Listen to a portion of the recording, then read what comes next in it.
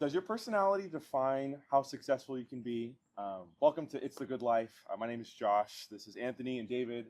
We're just here going to be talking about personality today. Oh yeah. The most important thing to success as we know it. I'm just kidding. Um, It is actually really important though. it is. It is. Well, I think that's what we're going to talk about today. Is like how Yeah. important is it to success? Mm. And I think that that's something that I became really intrigued by when I was doing research on personality was like how do we measure personality? And if you're able to measure personality, how relevant are those results for determining if you're successful or if you're going to be successful, right? Yeah. And so I think coming from people who are like ourselves who are like post college and stuff like that, I think a lot of times the first barrier that we hit is am I good enough for the job I'm trying to get, right? And usually the first thing that you get on a application is tell us why you are fitting for this role, Right. And the first thing that you think about as someone who's applying is, well, does this job require that I need to be extroverted? Does it require I need to be a good communicator? Does it require that I need to be empathetic, right? And do I have those traits? Yeah. So Yeah. It's interesting. I think you're mentioning in the car that personality traits originated from like the job criteria almost. I didn't know that about job. I thought they were more, I think now it's more understood to be personality is like understanding yourself, understanding kind of like what your knickknacks are, like how you understand the world, how you perceive the world. So it's interesting that it was more of a qualification rather than like a way for us to categorize like ourselves in some ways. That's interesting. I thought more it was on the social aspect of like how do you communicate. Yeah. Well, it is interesting though because we were talking about this on the way here too about the Myers-Briggs, right? And like I think that, like I was saying in the car, like the Myers-Briggs is becoming more obsolete, like amongst employers trying to determine if someone is, a good candidate or a good employee as a part of their company, right? And what they're trying to do. And I think a lot of that is because it's the Myers-Briggs can focus on key personality traits like are you extroverted, are you are you a strong thinker, are you a good communicator, but it can't determine like if you can make ethical decision making. And I kind of pose this question of like if you were to decide between someone who is like has potentially less good personality qualities but is a good moral thinker, like which but also you have someone who has a good personality but is not a good moral person, like which would you choose? And it sounds like the majority is moving towards someone who is more ethically sound than someone who is say a good personality. You know what I mean? Yeah. But yeah, kind of to talk about that, something that was interesting was when I was doing my research, it said 40 to 60% of personality traits are influenced by genetics, while environment shapes the remaining 40 to 60%. Yeah. I think I've heard that statistic before. Yeah. It's always surprising at first to hear it, but then I think we often focus and put so much more emphasis on the genetic aspect. Like, Right. oh, there's so much that we can't change. And so part of who you are is just who you are. You have to accept that. But I think being able to understand that the other, like, 40, 60% Yeah. is like in your control. So Yeah. much of that is environmental, but also who you choose to spend your time with, who you choose to, like all that's so important in like Right. taking personal account that you can make changes to who you are. Right. And that's what I mean. 46% is substantial, right? Yeah. It's like, if I can't control that I'm introverted, but I can control how good of a communicator I am based on the environment I'm in, that's substantial. Because, and that's something we're going to get into obviously a little bit later. But I do think that like that's something that I've noticed, especially someone who's like, I mean, as we both know, like someone who's in the midst of applying to jobs, right? Like when I'm thinking about, one of the things I've noticed on a lot of job applications now is it'll say like, oh, tell us like your strengths, but also tell us your opportunities for growth. Like they'll focus on the things that you have gaps in, right? And then the question becomes, how do I not expose myself enough that they know that I have limits, but not expose myself too much that they're like, oh, we don't really want you anymore. Yeah. Yeah. Yeah. It's like answering that question of like, what's your strength and weaknesses? Yeah, exactly. Like in an interview, but they're doing it, I think, a lot more preemptively. Mm, yeah. But yeah, I think one of the initial things that people think about, right, when it's like personality is like, are you extroverted or are you introverted? Right. And I'd be curious to hear your thoughts. Like, are you guys extroverted or introverted, or are you the in between? Sure. You want to kick it off over there, David? Yeah, absolutely. I would say I'm a lot more introverted, I think, than people think. At least when I was in school. I mean, because being a recent graduate, Are you saying that's changed? Because that's interesting too. Oh, yeah. it's actually been, I think, fairly the very same thing for like the longest time. Like I've carried this very introverted personality, this mindset, all these like goal-driven ideas, but then I would also be so well fit with like extroversion, where I'm just out in social setting and I'm communicating very like leadership style and just out there, you know what I'm saying, all around. But ultimately, I would actually classify myself as someone who's more like an ambivert, like Yeah, I that would middle agree. line, who can kind of reach to both worlds, both sides. Hmm. But also, I think there's been recent research done on a new different personality type. It's quite interesting. I don't necessarily know the title or name of it. It's like slipping my mind, but it has something to do with similar to ambiversion, where you're like A little bit of both. a little bit of both, but also the specifics are more so on like you do need your alone time and battery recharged, but you also get fulfilled by being around with people. It's like this interesting nuanced caveat whole idea of like You're kind of both. ambiversion, right? But it's like super complex but simplified when you look at it in the way of like you're also an introvert but an extrovert at the same time. So might have been like omnivert or ultravert or something. I think I know what you're talking. Something like that. Ultravert. Not ultravert. I am the ultimate personality. The That'd be pretty ultravert cool. person. I'm gonna start associating as I'm an ultravert. Well, I'd be curious to know, because you said that you're like ambiverted, but you started off by saying you're introverted, right? And that's like perhaps changing. How do you feel like your personality, generally speaking, of being an introvert has helped you in life? How exactly you think extroverted has Being extroversion? introverted. Oh, introverted has helped me in my life? Yeah, because I think that I grew up being introverted and thinking that was a bad thing, right? I was like, oh, I don't want to talk to people, therefore I'm wrong. Right. And you always look at the people who are like the talkative kids in school, and you're like, oh, why can't I be as talkative as them? You know? Yeah. But like, I don't think that's so. I'm basically probing on that. Is like, and what times has being introverted be a helpful thing, a good thing?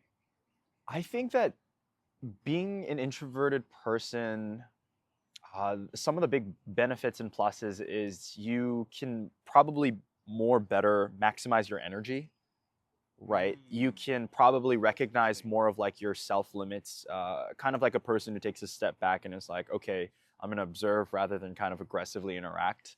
Right. You know, as opposed to what an extroverted person might do. Is that how you would right? describe extroverts? Yeah, when I look at extroverts, I'm like, man.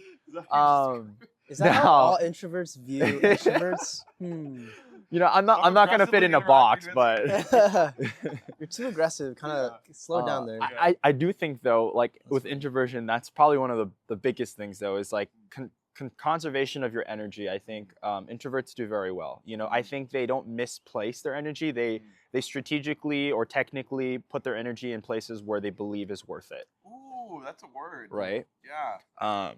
But yeah, I mean, it's an interesting conversation to go over as far as like what does being an introvert, I think, provide benefit, but also like what does an introvert provide benefit as far as like the normal ones that regular or average people might know. Right. No, and that's kind of something I'm trying to get at is like, and this is kind of a core question that we're going to get to as we go through a little bit of an exercise later, if you would. Is there any personality trait that's considered bad? Or is it more the circumstance and where that's being applied to that is really more of the concern, right? So it's like when you're introverted or extroverted, there might be circumstances for being an extrovert is not ideal. Yeah. You know what I mean? Versus being an introvert might be more ideal, and vice versa. Right. You know what I mean? Yeah, I feel like the whole thing with talking about personality traits and like whether you're, I mean, introvert versus extrovert is just one of them in like the Myers-Briggs, you know, Right. or the Enneagram, whatever. It's, you know, there's so many other letters that go Right. with it. Right. Whether you're like a logical versus an emotional thinker or more like a feeler rather than like, you know, all those things. But I think at the end of the day, like looking at it as a whole makes me realize like some of it can sometimes feel like you're almost boxing yourself into Yeah. a certain personality type in which people I think find that more restrictive rather than freeing. Because I think for me, growing up as an introvert, as I'll talk into my story a little bit, is being able to realize that, hey, introverts, like you said, David, like have the ability to be a little bit more introspective, have ability to be more reflective about what they're doing, about what they are, and they're okay with spending time alone, which is I feel like something we have a shortage of today. Like we struggle with being alone. Yeah. You know, with loneliness. But I feel like as not that introverts don't struggle with loneliness, but you know, they have this certain ability to encounter the world in such a way that they're comfortable with that. Yeah. That extroverts don't. But then there's also the other flip side of you can't, I think, live life with, and I hate to use really the word extroverts, introverts, but like more of those introvert traits where you can't talk to people, you can't associate with the society. Like that's going to be problematic too later on in life. Yeah. Just being in the world and being, you know, living in here. And so it's definitely a skill that I had to learn. Probably get into that later, but learning how to talk to people, learning how to put myself out there to engage with other people and connect with them deeply in a way that I wouldn't really associate with like necessarily introverted, stereotypical, like keep to yourself kind of personality traits. But yeah. No, but it's interesting though because it's like the idea of personality being a box. But something that's interesting is these personality tests and these traits, they're not really meant to be a box. They're meant to be more of like a reflection, or even more so like a review of like, here's generally where you land. If we were to try to categorize it, but by no means is that meant to limit you in terms of, okay, I am only an introvert, therefore I'm only this. Like we talked about in the last episode, right? Which is like identity is just like, oh, am I only this type of person? And the reality is no, like that is either a ground by which you can build off of, or it's just an element of your canvas of your personality, right? But I would even beg to even go a little bit deeper about being an introvert or extrovert before we move on. Introvert, I feel like it's a lot more about energy recharge and energy delegation, right? Like extroverts are kind of like a gigantic flashlight. Like they are just like blowing all of their energy outside everybody so everyone can see, versus introverts feel more like a battery. Like they're kind of they could choose where they want to delegate their energy, but you can't exactly see it on the outside as much. Right. You know? How I've understood and someone described it to be is that introverts recharge by being by themselves, and then extroverts, well, everyone should recharge by being themselves, and then extroverts recharge by being around others. And so when you see it that way, like extroverts are recharging when they're in the midst of others, whereas introverts are slowly like losing in terms of their battery. Right. And vice so versa. and vice versa. And so like when extroverts are by themselves, then they're losing energy, right? Like so then there's pros and cons to both. And I think we can see that like there's also, you know, value in being able to be both in some ways, and learning how to pull energy from other people, even as an introvert. Like as an introvert, still enjoy time with other people. Like still really value. It just really depends on like who it is, you know, what we're doing and different things like that. So no, that's really good. No, it's like it's where you're focusing. It's where you get recharged. But does that necessarily determine how valuable / successful you can be in any given environment? I don't think so. But that's what we're going to get into. So we're going to do a little bit of a mini personality test in some senses. But it's going to be focusing around, they're called the Big Five, which in the field of psychology, as I understand it, I'm not a professional, is core to understanding sort of what fully makes up somebody, right? So these 5 traits are what we're going to go over, and at the very end, we'll kind of unpack what those mean for each of us individually. So the first one is openness. So this is described as like being creative, curious, enjoying new ideas. And the questions to think about, either yes or no, is do you enjoy exploring new concepts? Do you like abstract thinking? And obviously, new concepts can be applied with new hobbies, new jobs, new anything. And I kind of metriced it to be a scale of 1 to 5. Okay. So 1 is being like, no, not at all. That doesn't describe me at all. 5 is like, that is the best thing you can use to describe me. Okay. So this is openness, and what was the other one? No, it's just openness. Just openness. Openness is the first one. Okay. So I would say for me, I would probably be like I don't think we're gonna do half points. Oh, I was going to. 3.75. No. Yeah. I had those decimals locked see in. The that. hundredths. So I would say give your score and then explain why. Okay. So I'd say for me, I'm probably a solid 4. I like exploring new things. I think I surround myself with people who like to do new things, which push me to do new things. But I also think that I have still a lot of hesitancy in my life that I'm not willing to try new things. But I am willing to try new things with the right people. And that could be food, that could be hobbies, that could be projects like this. Yeah. You know. Yeah, I think I agree with you, Josh. I'm also on the same page. Like A 4? a 4 is probably where I'm at. Okay. And the reason being is I like routine, I like consistency, and I feel as if that solid number 4 represents me pretty well. Because I would say I'm probably definitely more open for new experiences and very curious. But also there is that sense of I want to, take care of the routine and consistency that I have within that. So yeah. So there's like that little gap. You're not like I'm 100% open to literally. yeah, everything. exactly. Yeah. I think it's I think you're a hard. 5, bro. Come Well, on. it's really hard when you don't let us do the 0.5s. I feel like in respect to you, Josh, I am definitely a little bit more open. So I wouldn't be a 4, but then 5 is like max. So I don't know. Sure, I'll be 5. Yeah. Be open, Anthony. Be open. You're 5. I think it's the caveat though is I am really structured and I have to be just as a nurse, as a bodybuilder. But then I realize that it's important to also have spontaneity in your life, and that's something that I've been playing around with recently, probably in the last year or two. But realizing that spontaneity is sometimes, like I've said before, I think the spice of life. Yeah. And giving yourself different seasonings to play with and different ability to try new things is always something that I jump into like head first. That's because what I mean. Yeah. because it's so exciting for me to. It's like for me, I think a lot of people go into new situations kind of like, why should I do this and why should I do that? And for me, it's almost like, why not? Yeah. So I think I really challenge all of that because I really value new experiences. I really value being able to learn from things that I haven't done before because I think that's where you get to learn the most sometimes. And so, yeah, I would say with that, probably a 5, I guess, based off of your guys' responses. Yeah.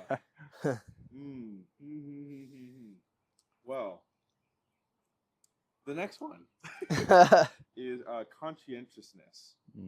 And so this is described as like being organized, being disciplined, goal-driven. Probably also a 5. I think it's actually more of a 5 for you than openness is. I think openness would probably be a 4 relative to this being your 5. Yeah, sure. I guess I'd say 4. We'll start over here and then we'll go back. Yeah. I guess with this one, conscientiousness, I'd say, I would give it a 5. I think as much as I do, I guess, associate with being a spontaneous person, I think at the root of it, I'm always going to be a creature of habit. So like at my core, I'm always like, these are the things I need to get done. These are the macros I need to hit. I need to have these meals. I need to work out. I need to do X minutes amount on cardio. Like these are the structures that guide my life in some ways, like biblically, faithfully, like that's my structure behind the backbone.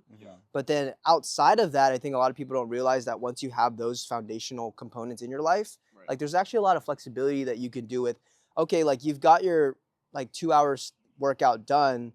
What do you do with the rest of your 22 hours? I think a lot of people don't realize that like there is a lot of flexibility in that space. And so as much as I can be structured and conscientious in that structure and still fit my meals in, there's still flexibility in like, okay, we're going to go out to a cafe later. Like I'm going to enjoy, a latte because I'm going to work that into my macros, right? And then I'm going to like be a little more picky about like certain things, certain experiences. I'm not going to go out to eat, but I'm going to like choose to cook a meal at home and like enjoy that. And so there's there's still flexibility in it, but understanding like that structure is the root of it. So I would say I would give that maybe more of a 5 than the last one. Solid. Conscientiousness, probably also a 5. I mean, I was working in the decimal systems in my head. It was like a 4.75. But 4.78. basically, I mean, you round up, you know, you basically have a 5.0 GPA. So Yeah, 5.0 GPA.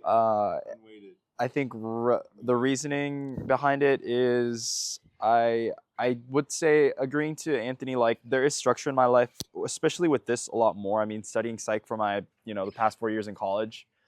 And I think just the interest that I've had in my entire life, thought process and whatnot, I hold that like human psyche. I hold the organizational aspect of life, whether that be compartmentalization of different thoughts and just how you take an approach to life. So I would say like a solid 5 for me on this one. Well, I also do want to caveat, especially based on your response, right? Is like, I think that, kind of like I said before, like personality tests are not meant to describe what's good and bad personality, but more to be a reflection of, you know, who am I and where do I fit categorically if I can organize it that way. Yeah. Right?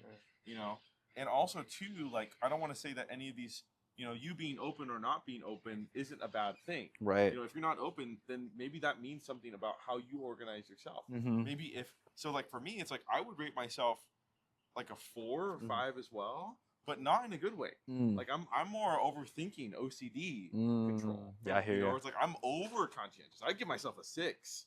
You know, which is like not necessarily a good thing. Right. You know, because I'm like over conscientious. Right? Yeah. Yeah. Yes, I like to be organized. I like to be disciplined, but like, watch out.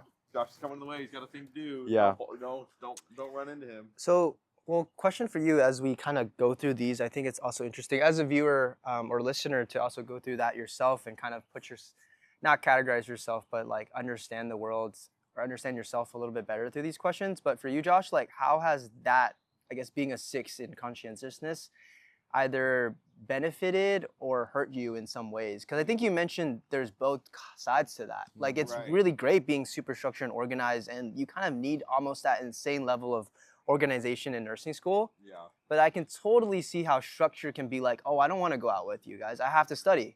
Or I don't want to hang out with friends because I need to get straight A's, and that's not like going out to study isn't getting me closer to that goals, and therefore I'm not going to do anything that's not aligned with where I'm going. Like that's tunnel vision, right? So how do you, like, what has been your experience with that, and how do you kind of avoid some of those pitfalls?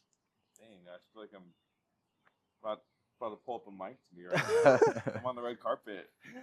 Yeah. How was your experience filming this movie? No, that's a great question. I feel like it's definitely like mental health too. Like I do have OCD. Like that is like something that I grew up with and genuinely have to deal with and have a whole history with that. But I think that like that's kind of where I feel like the OCD has helped me in my life, because there's been so many seasons where I've, you know, any other person would probably be extremely disorganized just because of how much you're trying to manage at the same time, right? Like you're trying to manage nursing school while working, while figuring out like other life stuff all at the same time, and also trying to do it all well. Yeah. Like I think like that's something that I think being, I guess, a 6 when it comes to conscientiousness has helped me, because I really don't try to leave any details out of my life, because I want to make sure that I have, quote, control over everything, even if it's not real, you know, like at least an understanding of how much control I have, you know. And so it's like, it's interesting. I'm about to take my boards for my nursing, and I was talking to Anthony about like, how I'm preparing for it and everything. And I was like, I'm doing this, I'm doing this, I'm doing this. And he's like, you sound over prepared. I'm like, I probably am, but I want to do everything in my power to control the outcome. Yeah. You know what I mean? Yeah. That comes from that. Versus I have some people in my cohort who are like, oh, it's going to be fine. Yeah. I'm like, are you sure? Like, yeah. How do you know?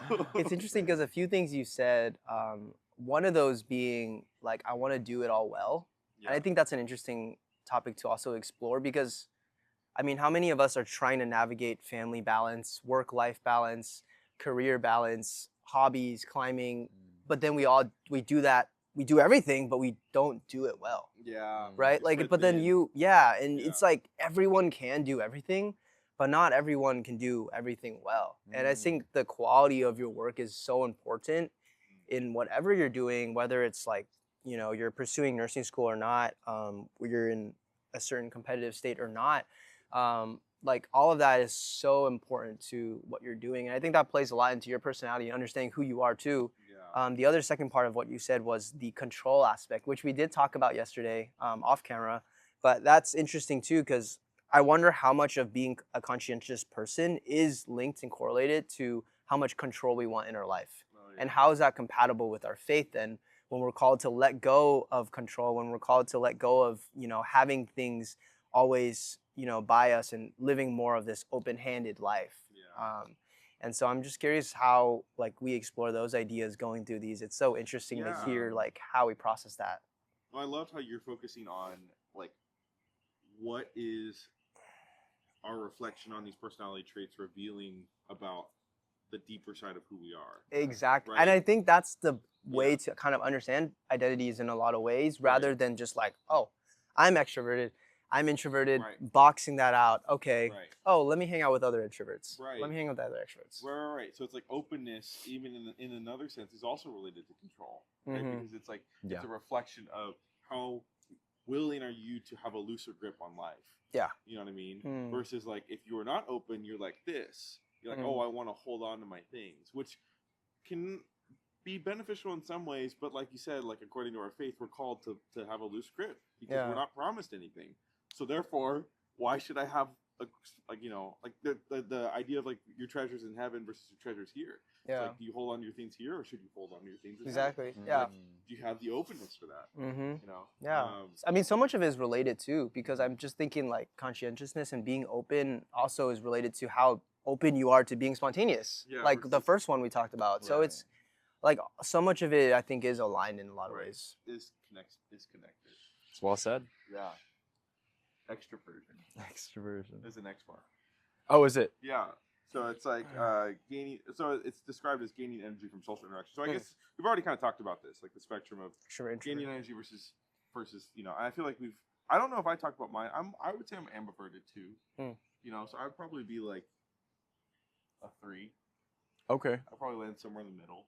Okay. I get burnt out easily, Mm. but I also really enjoy talking, which is a problem. I'm like one of those. I'm like the energy bunny. I'm like, and then I Yeah. stop. Yeah. Is it talking to certain people that drain you, or is it just talking in general? Ooh. That's a good thing. Wow, for those extroverts out there, this is gonna call you out. I'm just kidding. Is it those people that are chaotically trying to engage as an I- extrovert? No, it's Aggressively. Yeah. engaging. Aggressively engaging people. I think it depends on the circumstances. If I'm one-on-one with a person and they're extroverted, I'm fine. Actually, Okay. If it's a group of people, that's where I'm like, all right. That's where you feel I like get ganged I up get and you're like, toasted. Yeah, I get toasted real quick. You know? Okay. But if it's Too like much at once. just if it's like one person, Hmm. especially if it's like someone I'm close with who knows me, then that I could be we can do that for hours. It's interesting to me though, because I've introduced you to new friends, and you always come in with a very extroverted I view, know. and so it's almost Yeah. like, and like myself, you That's can very almost interesting, flip that switch. Yeah. Oh, Yeah. Right? totally. Oh, yeah. But like with the caveat of like that's burning your battery Oh, pretty yeah, quickly. You're going through it. Yeah, you're going through it. It is interesting. I've had a lot of people actually tell me that before. Mm-hmm. It's like, oh, I met when I met you, or when I introduced you to somebody, Uh-huh. you were like flying off the wall. You were aggressively communicating. Off the walls. Yeah, literally. But then it's like, as you get to know me more, I calm down more. Yeah. I'm like a dog. I'm like, all right, Start strong. Yeah. we're Mhm. cool now. Right. But when I meet you, like, you know? But Yeah. I think it's like something to do with first impression mattering Oh, for or sure. matters, yeah. right? And Oh, so That's a mattering, That's a whole interesting conversation too. isn't it? Yeah. I mean, I was so cool thing that I've been looking at, because I was working on like, social media and the covers for our podcast, and that was one of actually like the main points of one of those reels, and it was like your first impression matters. And as we're talking about extroversion, I think almost majority of the time extroverts tend to kind of excel in this point because they care so much about, I think, their image in that aspect. as opposed to introverts, once again, I'm not going to box it in, but I think introverts kind of take more of the role to take a step back, and they'll get through just to fit in by introducing themselves. Yeah. But I don't think they necessarily care so much about their whole image being revealed, etc. But I mean, so on this specific scale, if I were to rate myself, I mean, I think still, once again, I'm in the decimal systems here, but I would say closer to 4 than 5. Okay. And the reason being would be something along the lines of, like, I absolutely agree everything that extroversion has, like with the how do you disperse your energy, but also how do you maintain that, and then how well in a qualitative sense are you giving that dispersion of energy, right? So whether that be at a conference of leadership or at school presentation, right, or in a podcast, so that, and there's an audience listening, or when you are talking in a conversation with your family, right? I think extroversion is going to be tested for sure, but it's how much and how well do you do that extroversion. But I mean, there's still so many nitty gritties that go into like what extroversion looks like. I think so much of what we're trying to like look at extroversion is just people who are aggressively engaging, right? Sorry, This whole joke, exactly. But there's definitely a lot more to it too, right? Also in the same way where when you look at an introvert, like they're not just simply quiet people. They can be absolutely the loudest people in the room with their silence. There's so many ways to look at it. Or they could actually be quite talkative, but when they go back to their room, they just need to be by themselves so they can actually like, take care of their energy. So, you look at it all in different ways, but on the topic of extroversion, I think that's kind of what I had to say on. Yeah, I like how you focused on like extroversion as like it's more ideal like in some circumstances, right? And also like I do want to point out one thing before we move on is the first impression, right? Like I'm sure you guys got trained, but like the elevator pitch, right? Like the assumption in the elevator pitch is you are communicating in an extroverted way very quickly and very efficiently, right? Which in some ways basically highlights how extroversion in that circumstance is the ideal, right? Yeah. But I have a lot of friends in my life who are introverted, right? And it's interesting to see, especially over the course of like going through life, especially post college, how like they can bring out an extroverted side when they need to. Yeah.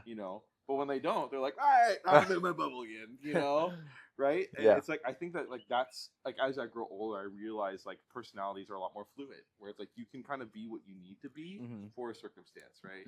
I remember it's actually really funny.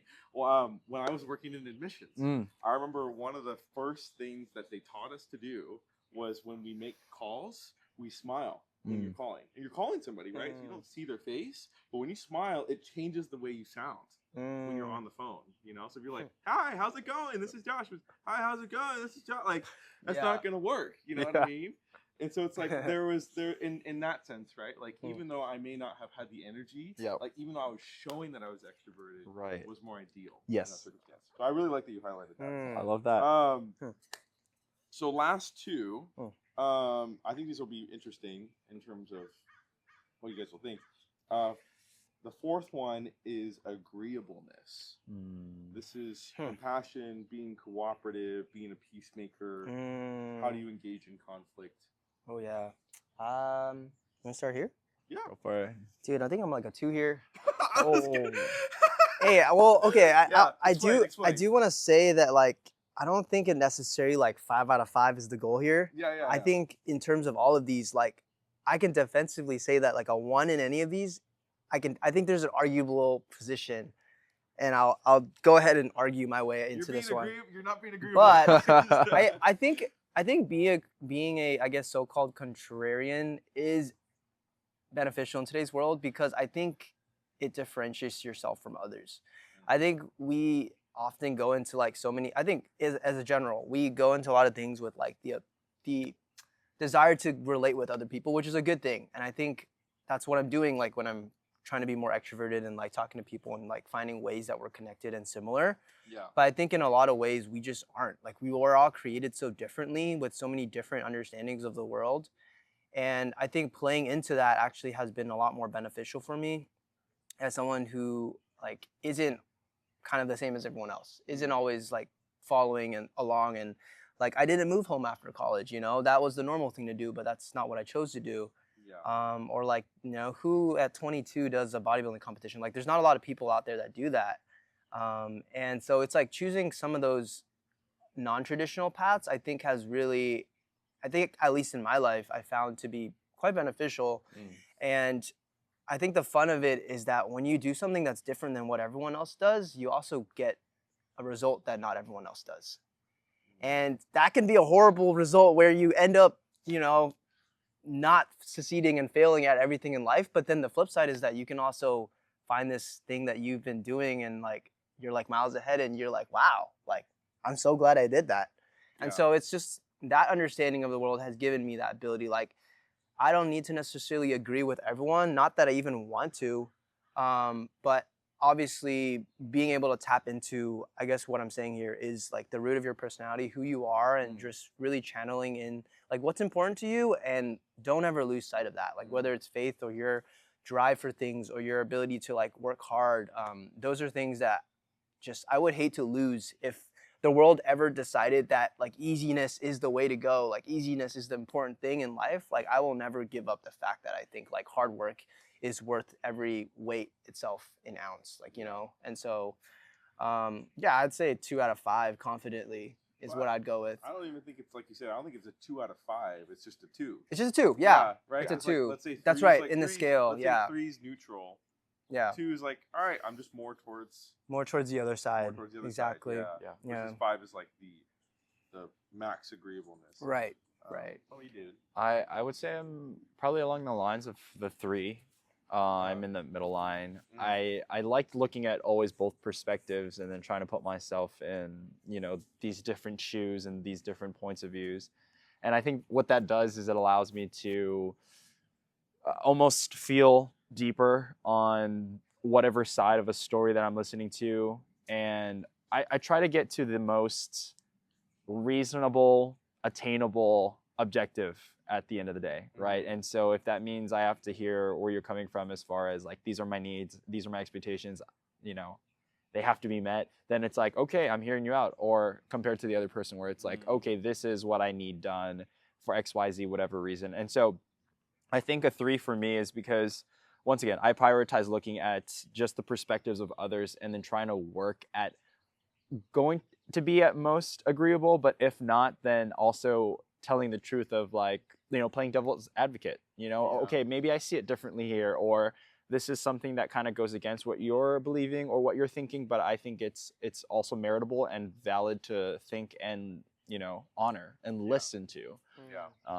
But yeah, that would be my response. It's interesting that you talk about agreeableness within the context of your friendships, right? Where it's like, and I feel like that's interesting because this trait I think primarily shows up in the context of other people, right? And you highlighted that too, right? Like, oh, I'm going to be pushing against sort of the stream that everyone else is telling me to go. Almost like a devil's advocate. Yeah, exactly. Yeah. And I mean, in some senses, right? But even then, it's kind of like that whole theme of like you make your own way. Yeah. I just watched Treasure Planet for the first time. Oh, Love really? Have you seen that movie First before? time? I don't know. I have to watch. On Disney Plus? Yeah, it's so good.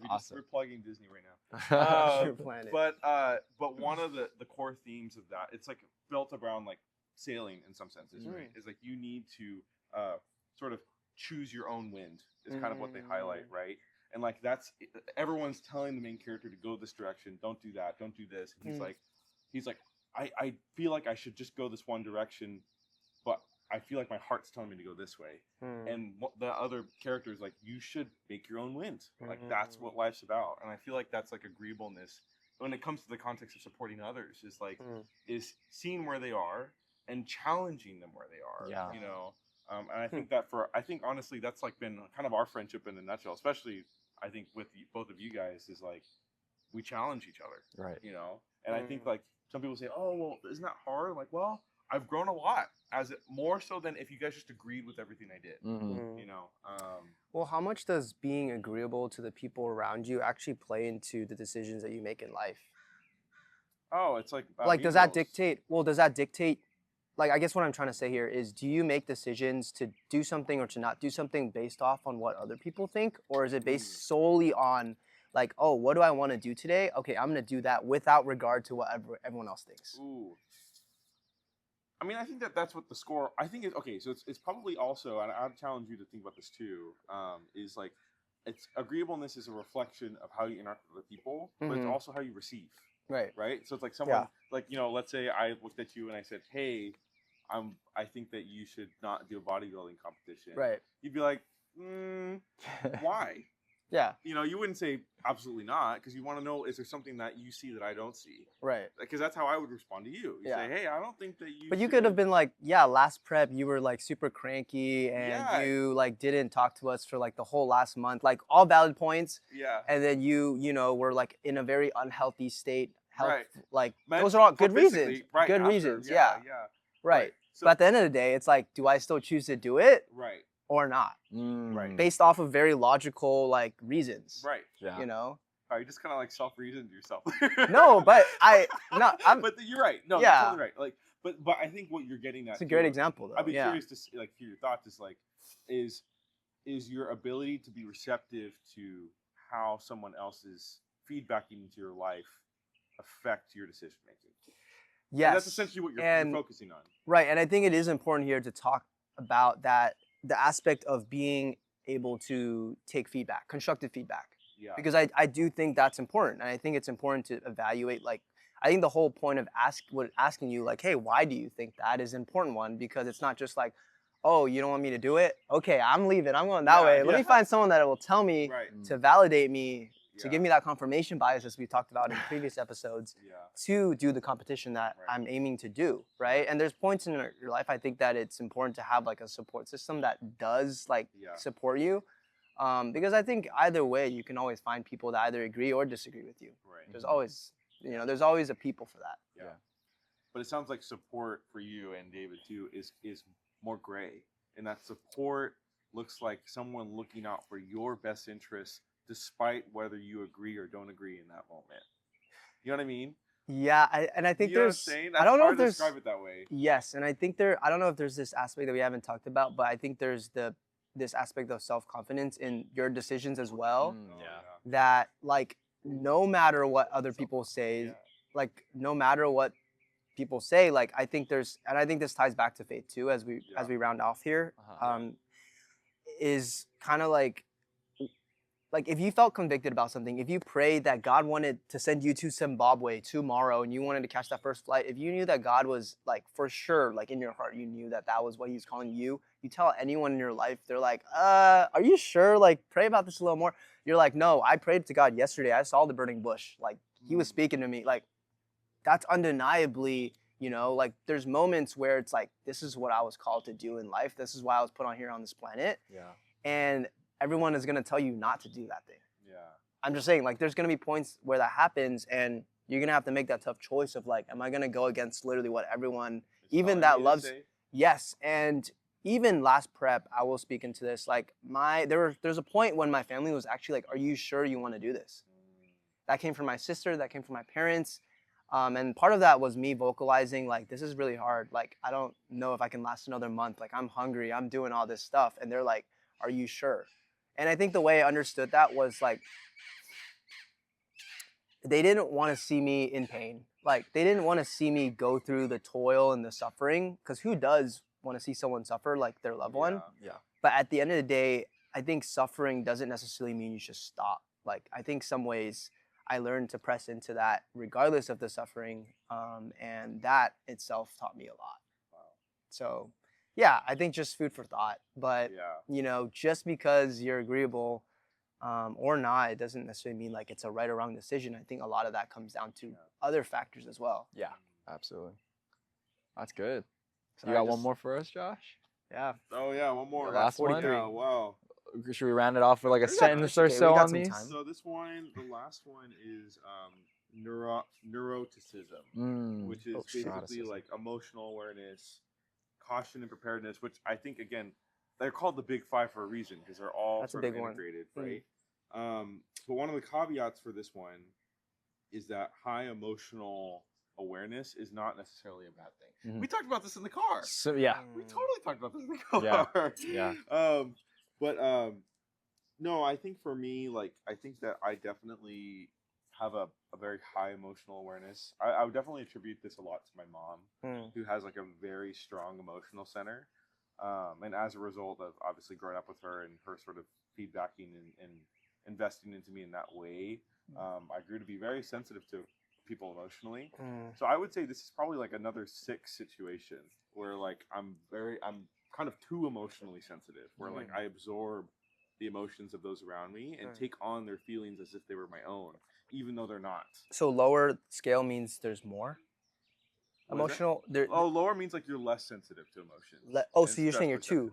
I'm saying I'm too emotionally aware. Oh, so you're higher on the I'm scale. way too emotionally aware. Like a 5. Okay. You know, and so like I think that on one hand, you know, David pointed out on the way here, he was like, "Oh, I feel like you're really good at being sensitive to how others feel, like when you're talking with them, right?" But I was like, "Well, I think the double-edged sword of that is I have gone through, you know, depression episodes as an outcome of taking on people's situations, you know."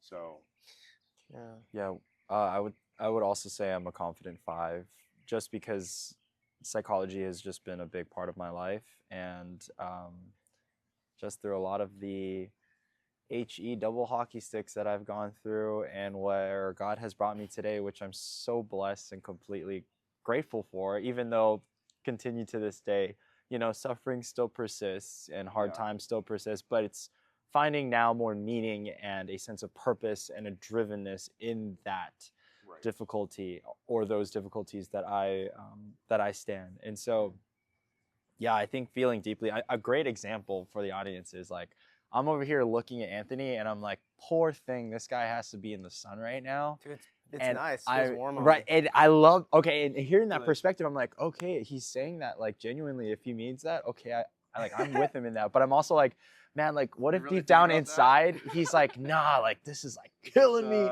and stuff. my Like, I vitamin care D about in. that. And so much so that I think about like, okay, what are some alternatives for me to like help out this guy? You know, like, can I grab that umbrella real quick and put it over him? Or like, you know, should we give him your shades or stuff? There's all these things that I'm thinking about. And I'm like, man, so I think that contributes to just, you know, a glimpse of what it looks like to kind of be high on the neuroticism scale as far as the acronym we call in psychology, actually, it spells out ocean. What? Ocean. OCEAN. Really? Yeah. Oh, shoot. So, and if you think about that, wow. It's Realize that. like if you think about how the ocean works, you know, just the power and the thrust of its capabilities, but also how gentle and soothing it can be. Like, just think of how much goodness and flow goes on within that aspect of life. And so all of that to say, I mean, I'll give it back to Anthony over here. No, that's good. I think the question I have before I give my 2 cents on it is like, do you guys have trouble then allowing other people to suffer? Like allowing other people to go through difficult things for the sake of their own growth? Like, I'm so curious because I feel like we take in this perspective a lot, but as a parent, like, I think there's also some type of intrinsic value in letting someone learn the hard way. So how often is that like a thing for you guys? Because it almost sounds like it's difficult for you guys to let someone struggle with that. Like, it would be difficult for you to let someone go through pain because you just don't want to see them in that, right? Like the same way my parents didn't want to see me starving, hungry, like, you know, like just mess up, you know, like before a competition. So it's the same thing, I think, that drove them to say, I don't know if I want you to do this. Should you do this? Rather than in the beginning when they saw me healthy, they're like, yeah, you should do this. Like, this is great. This is everything that you ever wanted. And then when they see me in pain, it's like, oh, actually, second thoughts. But I think that a lot of time that happens, like when things get tough, that's when your real personality comes out. When the truth of like what you really think deep down inside comes out. And so like to push myself to that limit and see that like how their response immediately changed, like black and white, was so interesting. Yeah. But turning back the question over to you guys, like, is that something that you struggle with?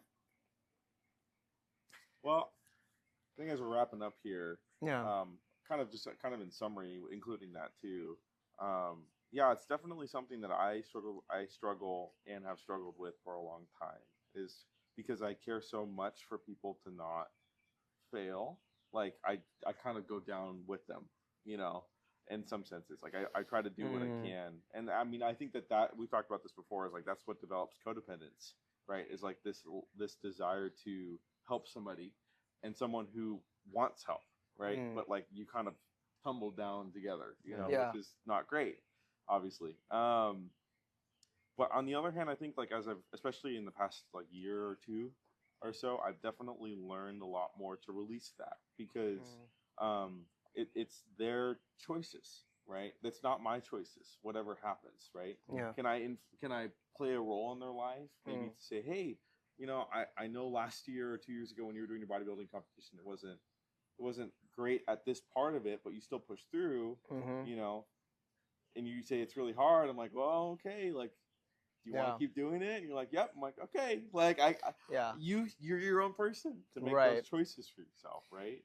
And it's the same, I think, with nursing. It's like, oh, the school's getting hard. Like, like, should you keep like, doing should it? you keep doing to it, me, right? yeah, Like, yeah. but then if someone said you shouldn't, then that's where you give it in, and like that's it. But I think there is value in pushing through that.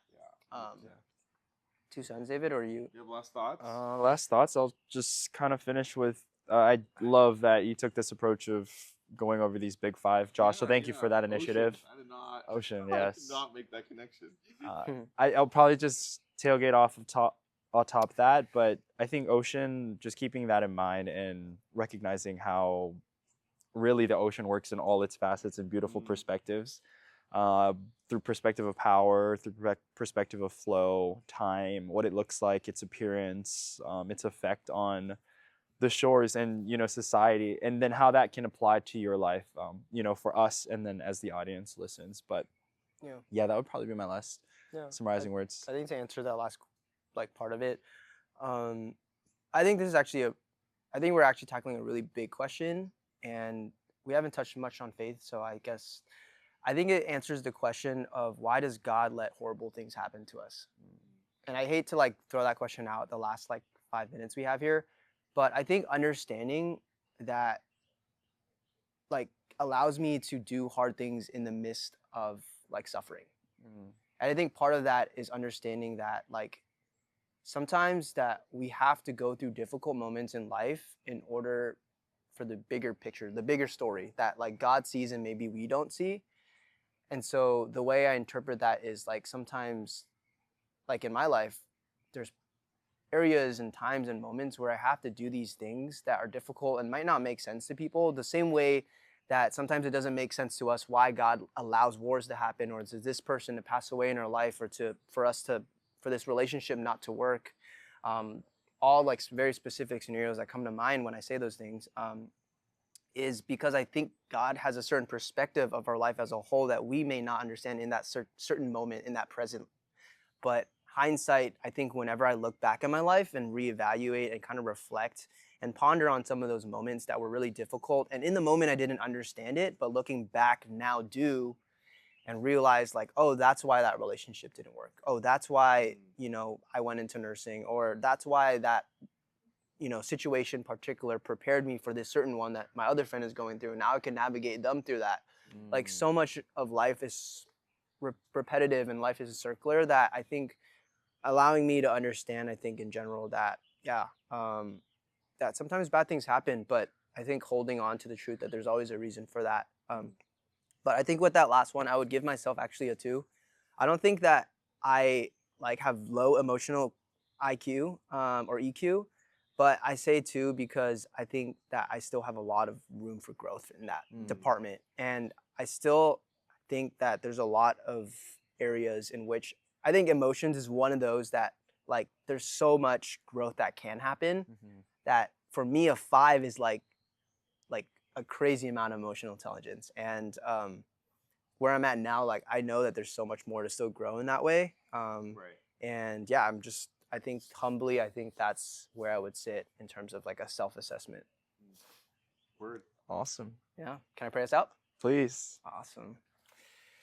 Father God, we come to you here on a very sunny and hot day in Southern California, beads of sweat and long pants.